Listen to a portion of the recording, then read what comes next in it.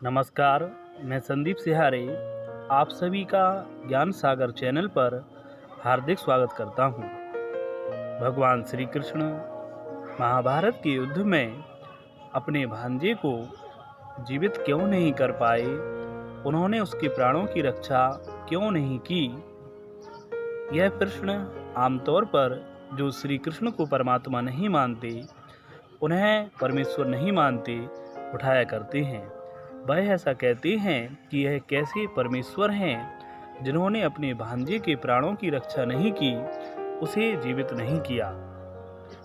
और वह ऐसा भी कहते हैं कि केवल मूर्ध्वज के पुत्र ताम्रध्वज को जीवित कर देने से श्री कृष्ण भगवान साबित नहीं हो जाते। तो इन लोगों ने ना तो सही से महाभारत पढ़ी है और ना ही इन्होंने परम प्रसिद्ध श्रीमद् भागवत पुराण का अध्ययन किया है, और ना ही इन्होंने ब्रह्मवैवर्त पुराण, गर्ग संहिता आदि धार्मिक शास्त्रों का सही से अध्ययन किया। तभी तो यह श्री कृष्ण का अपमान करते हैं। श्रीमद् भागवत पुराण के 10वें स्कंद में अध्याय 45 में लिखा है कि जब शिक्षा समाप्त होने के बाद इनकी गुरुदेव सांदीपनि और गुरुपत्नी ने गुरु दक्षिणा के रूप में भगवान श्री कृष्ण से अपने वर्षों पहले मरे हुए पुत्र को मांगा। तब भगवान श्री कृष्ण और बलराम जी ने यमराज के घर से उसे लाकर दिया। यह गुरुपुत्र प्रवास क्षेत्र में समुद्र में डूबकर मर गया था और उसे मरे हुए सालों हो गए थे। तब भी भगवान श्री कृष्ण उसे यमराज के घर से लाकर अपनी गुरु माता को सौंप दिया था। भागवत के ही 10वें स्कंद में अध्याय जो 85 है, उसमें स्पष्ट लिखा है कि जब देवकी माता ने भगवान श्री कृष्ण और बलराम जी से अपने 6 पुत्रों को मांगा, जो कि कंस द्वारा उत्पन्न होते ही मार डाले गए थे, अर्थात देवकी के भ्राता चचेरे भ्राता कंस ने उसके 6 पुत्रों की हत्या कर दी थी। सो काफ़ी समय हो गया था, सालों हो गए थे। देवकी माता ने अपने पुत्र से उन्हीं 6 पुत्रों को मांगा, तो भगवान कृष्ण और बलराम जी सुतल लोक में गए और वहाँ से इन 6 पुत्रों को वापस ले आए। केवल इतना ही नहीं, महाभारत में ही यह घटना वर्णित है कि भगवान श्री कृष्ण ने परीक्षित को, जो मरे हुए पैदा हुए थे उत्तरा के गर्भ से,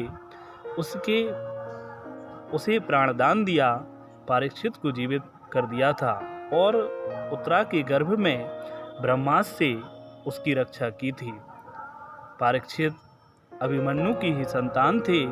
इस प्रकार से भगवान ने पांडवों के वंश को बढ़ाया। वीडियो का मूल प्रश्न, श्री कृष्ण ने अपने भांजे अभिमन्यु को जीवित क्यों नहीं किया, इसका उत्तर महाभारत के आदि पर्व में मिल जाता है। देवता, दानव आदि का मनुष्यों के रूप में अंशावतार और कर्ण की उत्पत्ति इस अध्याय में स्पष्ट लिखा है कि चंद्रमा का पुत्र वर्चा अभिमन्यु हुआ था। वर्चा के जन्म के समय चंद्रमा ने देवताओं से कहा था, मैं अपने प्राण प्यारे पुत्र को नहीं भेजना चाहता, फिर भी इस काम से पीछे हटना उचित नहीं जान पड़ता। असुरों का वध करना भी तो अपना ही काम है, इसलिए वर्चा मनुष्य बनेगा तो सही, परंतु वहाँ अधिक दिनों तक नहीं रहेगा। इंद्र के अंश से नर अवतार अर्जुन होगा, जो नारायण अवतार श्री कृष्ण से मित्रता करेगा। मेरा पुत्र अर्जुन का ही पुत्र होगा।